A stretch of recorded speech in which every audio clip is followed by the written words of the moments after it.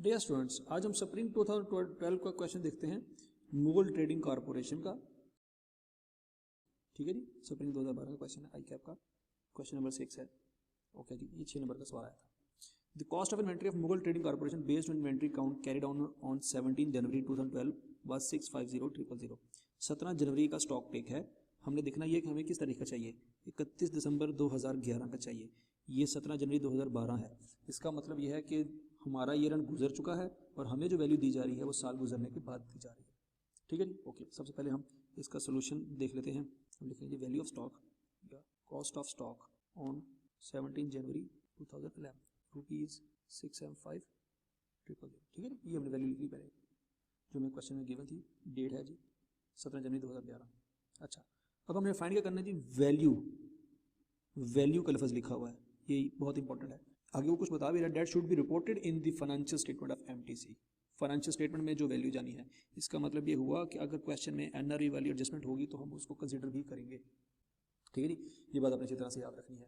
Okay, हम आगे देखते हैं जी।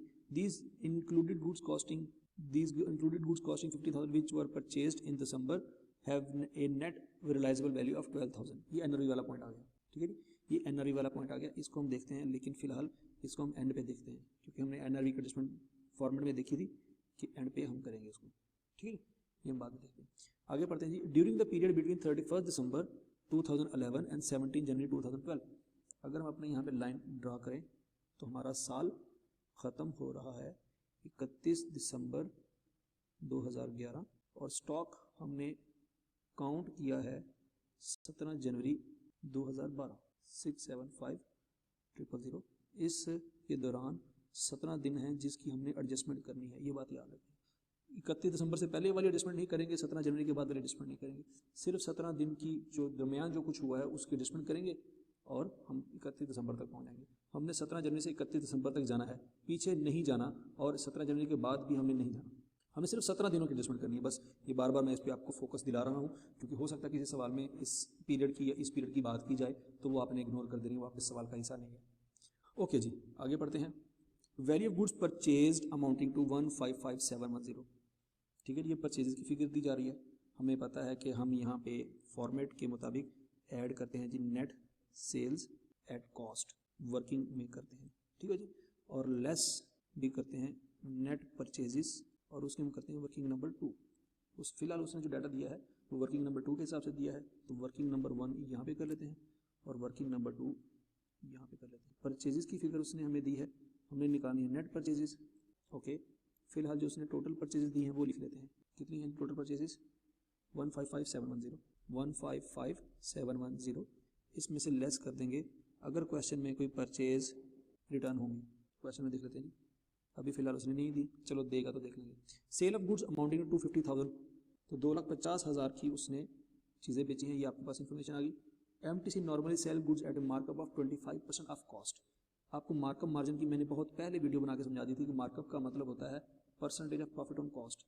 अब यहाँ पे जो उसने आपको वैल्यू दी है वो सेल की वैल्यू दी है, कॉस्ट की वैल्यू नहीं दी, तो लिहाजा उसमें से मार्कअप हमें या प्रॉफिट निकालना होगा। बहरहाल आगे पढ़ लेते हैं। आगे वो कहता है जी, however 20% of sales were made at a discount of 8% of normal selling price. मतलब 2.5 लाख के ऊपर प्रॉफिट नहीं है, 2.5 लाख में से 80% पे प्रॉफिट है और 20% पे डिस्काउंट है। जब भी आपको टोटल सेल दी जाए और उसमें डिस्क्रिमिनेशन की जाए कि कुछ चीज़ें ऐसे सेल हो रही हैं, कुछ चीज़ें ऐसे सेल हो रही हैं, तो आपने उसकी ट्री डायग्राम बना लेनी है।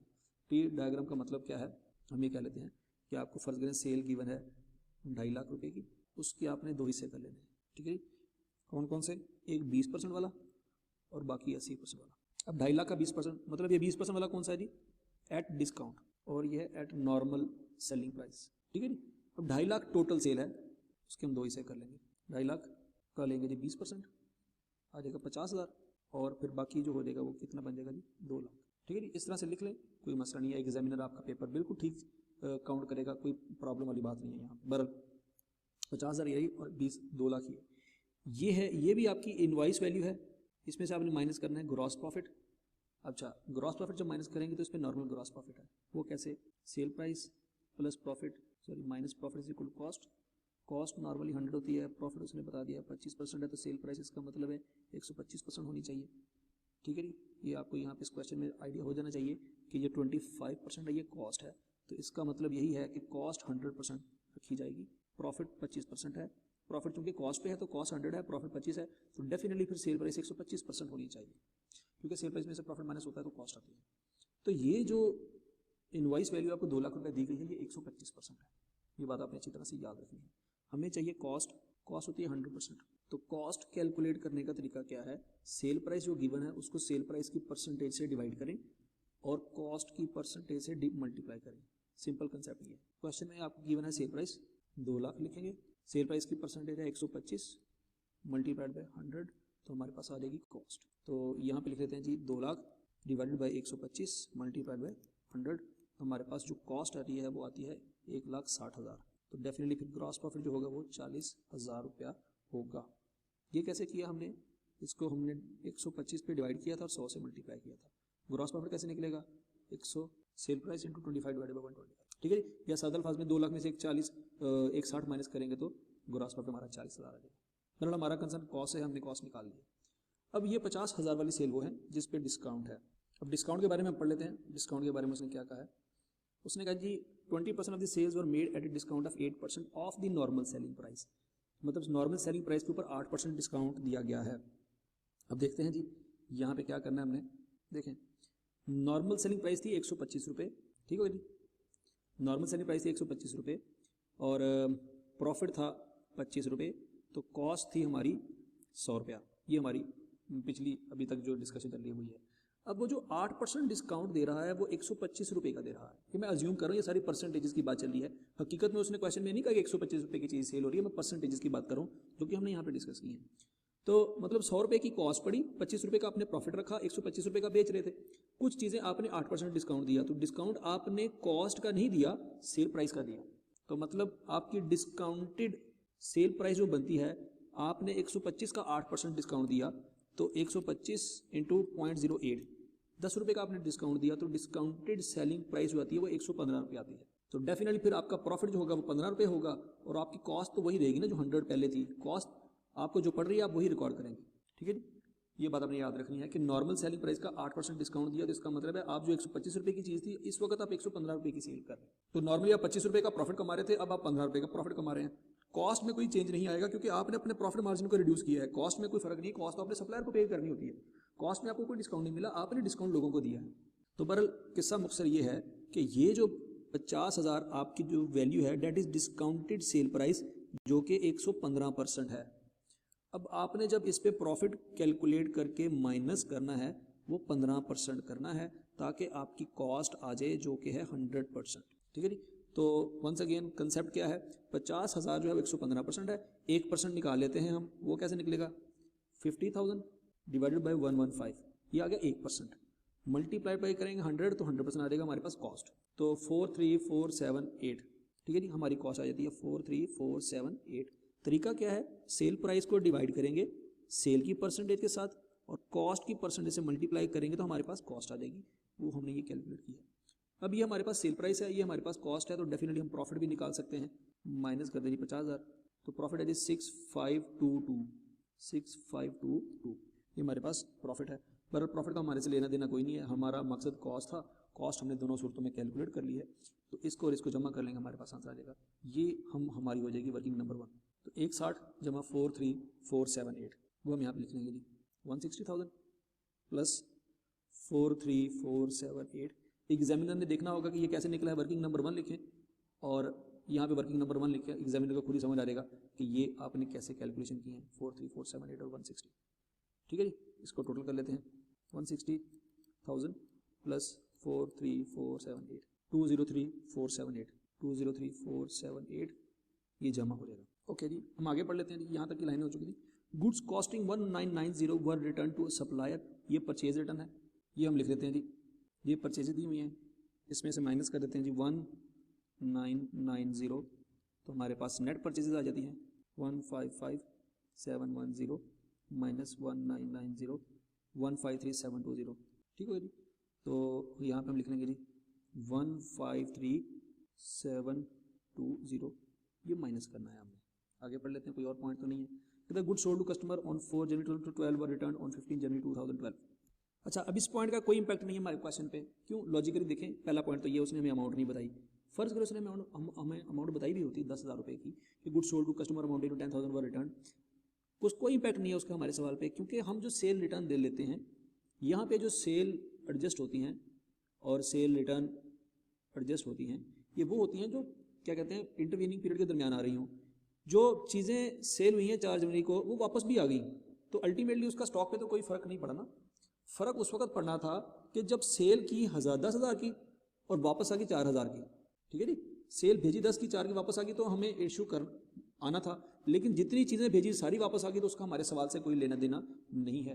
तो इसलिए इस पॉइंट को क्वेश्चन से इग्नोर कर दें, इसका कुछ हमारे क्वेश्चन से कोई लेना देना नहीं है, ठीक है जी। वैसे भी उसने हमें अमाउंट बताई नहीं है, हम कुछ एडजस्ट करना चाहते भी हैं तो कुछ नहीं एडजस्ट कर सकते। बहरहाल इन केस अगर अमाउंट बताई भी हो इसके बावजूद उसका इस सवाल से कोई लेना देना नहीं है, क्योंकि जितनी चीज़ें भेजी थी सारी वापस आ गई।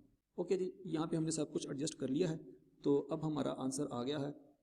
हम लिखेंगे जी cost of stock at 31 December 2011, ठीक है जी। सॉरी 2011, ये 2012 था क्वेश्चन में, हमें ये जो वैल्यू दी गई है 2012 दी गई। ओके जी, अब हम कैलकुलेट कर लेते हैं, इसको जमा करना है, इसको माइनस करना है। 675,000 प्लस 203,478 माइनस 153,720, आंसर आ जाएगा 724,758। ये हमारा आंसर आ गया। लेकिन डेफिनेटली ये कॉस्ट आई है, याद रखना। उसने हमसे कॉस्ट नहीं मांगी, उसने हमसे वैल्यू मांगी है जो कि फाइनेंशियल स्टेटमेंट में शो करनी है। तो इसका मतलब ये है कॉस्ट में से NRV एडजस्टमेंट माइनस करेंगे अगर तो कोई लॉस हुआ है, अगर लॉस नहीं हुआ तो माइनस नहीं करेंगे, ठीक है। अब यहाँ पे एक लाइन हमने छोड़ी थी, in these included goods costing 15,000, ये 675 में 15,000 की कॉस्ट शामिल है। कैसे पता लगा? उसने इंक्लूडेड का लफ्ज़ लिखा हुआ है, मैंने बड़ा डिटेल में समझाया था कि इंक्लूडेड का मतलब है कॉस्ट शामिल है, कॉस्ट को दोबारा शामिल नहीं करेंगे, वो ऑलरेडी शामिल है। Which were purchase in December and had a NRV of 12,000, हाँ जी उसकी NRV 12,000 है। हमने सिर्फ हमने 12,000 को भी कुछ नहीं करना, 15 को भी कुछ नहीं करना, हमने सिर्फ इसका लॉस देखना है कितना हुआ है, 3,000। तो जब हम इस 675 में से 3 माइनस कर देंगे ऑटोमेटिकली वो 12 पे आ जाएगी, क्योंकि 675 में 15,000 इंक्लूडेड है। बात समझ आ रही है आपको? इसको अच्छी तरह से क्लियर कर लें। हमने सिर्फ 3,000 रुपये की एडजस्टमेंट करनी है, तो जो इस 6,75,000 में 15,000 वाला स्टॉक है, वो 15,000 में से जब 3,000 माइनस होगा वो ऑटोमेटिकली 12 पे आ जाएगा। हमने 12 पे और कुछ नहीं करना, सिर्फ 3,000 का लॉस रिकॉर्ड करना है। तो NRV का लॉस हम यहाँ पे लिखेंगे जी 15,000 जो कि कॉस्ट है, माइनस NRV 12,000, सिर्फ ये यहाँ पे लिखेंगे और 3,000 रुपया यहाँ से सिंपल माइनस कर देंगे, तो हमारे पास आ जाएगा जी value of stock to be shown in financial statement at 31 December 2011। ये हमारा आंसर होगा। तो 721,758 ये हमारा आंसर है। इस तरीके से हम आंसर लिख लेंगे, ठीक है जी। होपफुली आपको ये पॉइंट समझ आया हो, इसको अच्छी तरह से क्लियर कर लें। ये बहुत इंपॉर्टेंट क्वेश्चन है, अभी इजी क्वेश्चन है, इससे मुश्किल क्वेश्चन भी होंगे, लेकिन आपको ये क्वेश्चन क्लियर हो जाना चाहिए अच्छी तरह से कि किस तरीके से डिस्काउंट और सेल और प्रॉफिट की कैलकुलेशन होती है। ये बहुत इंपॉर्टेंट है आपके लिए, ठीक है जी। और ख़ास